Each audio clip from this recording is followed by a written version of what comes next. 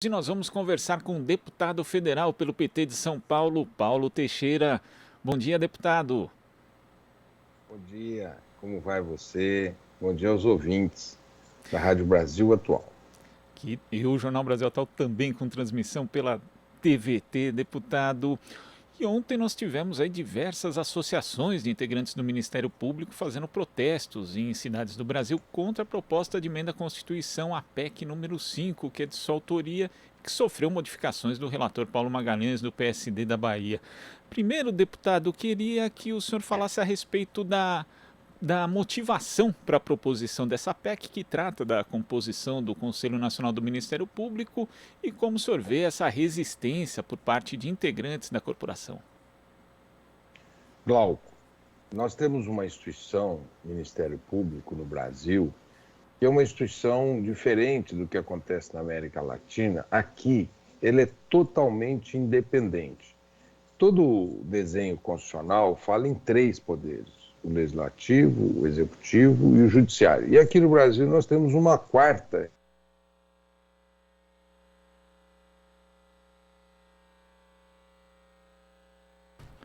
Parece que nós tivemos aqui um problema de conexão com o deputado federal do PT de São Paulo, Paulo Teixeira. Vamos tentar aqui refazer o contato. Ele que está falando sobre... Agora sim. Deputado, o senhor me escuta?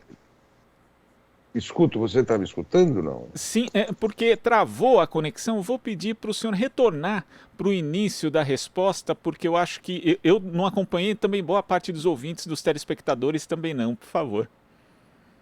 Tá. Eu estava falando, Glauco, que o sistema constitucional brasileiro é um sistema constitucional que tem três poderes: o executivo, o legislativo e o judiciário. Mas aqui a gente também erigiu uma quarta instituição, que é o Ministério Público, que não está vinculada a nenhum desses poderes, né?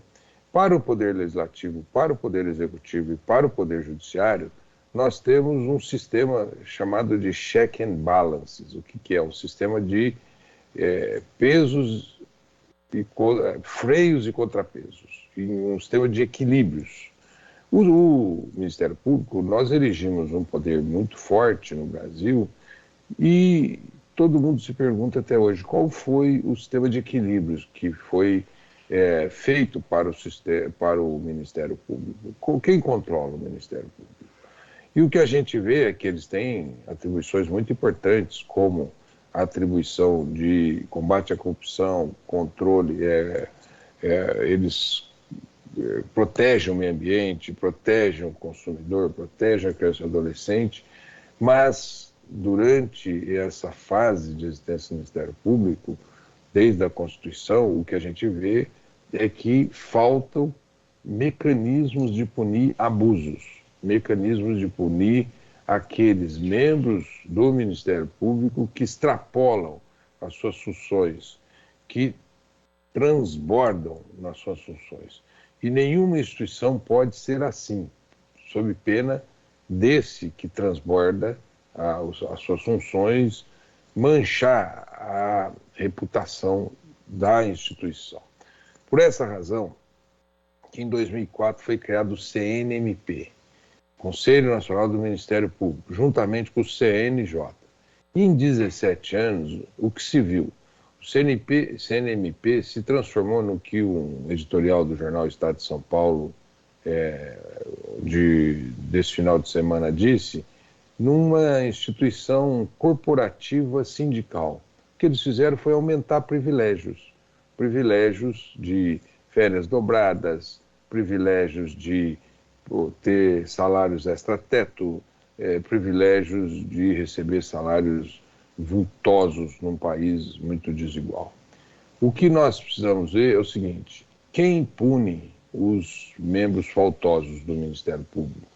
Quando faz uma destruição de reputação. Muitos membros do Ministério Público, antes mesmo de investigar, eles acabam colocando com a autoridade de Ministério Público, acusando, sem que tenha qualquer tipo de processo, defesa e julgamento, eles acabam acusando uma pessoa e destruindo a reputação das pessoas.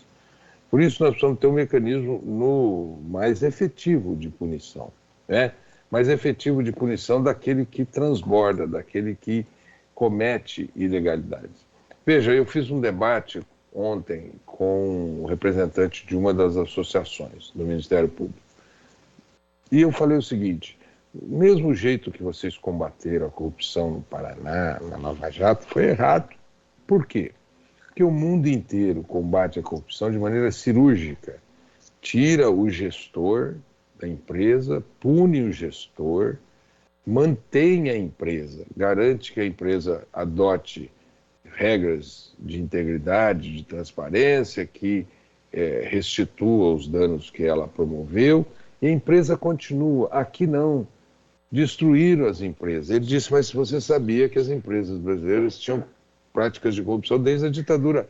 Olha, a Volkswagen tinha prática ela aderiu ao nazismo. Aqui no Brasil, ditadura militar. Não foi por isso que se destruiu a Volkswagen. Quando você vê uma prática incorreta numa empresa, você tem poderes para tirar aquele gestor, trocá-lo e a empresa continuar. E no Brasil, nós jogamos no lixo, por conta da irresponsabilidade de alguns desses promotores e procuradores, jogamos no lixo a indústria da construção civil pesada no Brasil. E se tivéssemos tido um CNMP que tivesse advertido, que tivesse punido promotores, eles não teriam chegado tão longe e nós não teríamos perdido a nossa indústria de construção civil pesada no Brasil. Por essa razão, nós precisamos fazer mudanças. E a mudança que eu fiz foi muito singela, mudando um membro que vai pertencer ao Ministério Público, ele é modificado no Conselho Nacional do Ministério Público e agora, pela mão do relator, ele será o corregedor, para que a corregedoria tenha mais autoridade e não seja um lugar de abafar e nem de passar pano naqueles que erram. Justamente em relação às alterações que foram feitas pelo relator, muitas pessoas criticam essas alterações. Na sua análise, houve ali um desvirtuamento do propósito original da PEC 05 ou isso não foi, na verdade, não foi alcançado com essas alterações que foram feitas, deputado? Então, em relação às alterações que foram feitas pelo corregedor, Glauco, pelo relator, eu também tenho divergências em relação a ela. Tanto que, assim que ele as fez, nós fizemos uma reunião com os presidentes das duas associações do Ministério Público. A do Ministério Público Federal chama ANPR e do Ministério Público Estadual chama-se CONAMP. E aí nós perguntamos a eles o que é sensível nessa PEC, que é inadmissível para vocês. E eles apontaram 4 pontos que foram introduzidos pelo relator. Um ponto que permite que o CNMP revogue medidas que são tomadas pelos procuradores e promotores. A segunda proposta que ele colocou de alteração no Conselho Superior dos Ministérios Públicos. A terceira proposta que ele colocou na questão de obrigar com que eles tenham um código de ética e que esse código de ética seja aprovado pelo Congresso Nacional, e o quarto sobre prescrição. Sobre o Código de Ética, Glauco, eu quero mostrar para você o quanto grave é esse problema. Eles estão discutindo um Código de Ética há 5 anos. Há 5 anos. Como é que uma instituição desse tamanho, com tantos poderes, não tem um Código de Ética? Não é? Mas isso é um fato. E estamos chegando a acordos. Me parece que teremos esses 4 acordos para modificar o tema da prescrição, não retirar do texto, exigir que eles aprovem em 120 dias o Código de Ética. Caso não seja aprovado, o Congresso vai aprovar, retirar essa mudança na composição, na forma de eleição do Conselho Nacional, dos Conselhos Superiores do Ministério Público, e retirar essa previsão que está sendo lida por eles como uma perda de autonomia e uma invasão das competências do Ministério Público. Fora disso, eu acho que tem que manter a mudança na composição do CNMP. Agora, não seria interessante também, deputado, pensar em medidas que incluíssem, por exemplo, a participação da sociedade civil nesse controle externo? Por exemplo, em diversas defensorias públicas em estados nós temos uma ouvidoria, né, que apesar de não ter um poder punitivo, ela faz um acompanhamento, trabalho de fiscalização e tem sido muito frutífero aí, em algumas experiências. Não seria o caso também de se pensar em alguma forma de incluir a sociedade civil nisso? Eu quero te agradecer por essa pergunta, Glauco, porque ela é muito inteligente e acho que sim. Eu acho que isso tem que ficar para um outro momento em que a gente repense o controle externo do Ministério Público e do CNJ. É o que eu disse, eu fiz uma mudança muito modesta. O contexto hoje não é um contexto de grandes debates democráticos. Então eu falei, vou fazer uma mudança modesta, mas num outro ambiente. Se nós tivermos um outro ambiente de discussão, nós temos que discutir o controle externo da atividade, tanto do Ministério Público como do Poder Judiciário. Hoje tem uma coisa muito tímida, né? Tem 2 advogados que representam a OAB e a advocacia no CNMP, tem 2 cidadãos do povo que representarão a sociedade no CNMP por essa proposta, mas é muito tímido. Você mesmo traz uma lembrança de uma instituição que, ao meu ver, é aquela instituição que mais está perto do povo, uma das instituições jurídicas do Estado que mais perto do povo está, que é a Defensoria. Então nós temos que pensar num outro momento, uma forma de controle mais efetiva. E nós também temos aqui essa questão da participação da sociedade civil. Você citou também um exemplo do CNJ, né? Não se criaria uma disparidade entre as funções que seriam atribuídas ao CNMP e também ao CNJ, deputado, com esse caso a PEC 05 seja aprovada? Olha, na verdade, nós estamos enfrentando esse tema do Ministério Público. Temos que enfrentar igualmente o tema do Judiciário, né?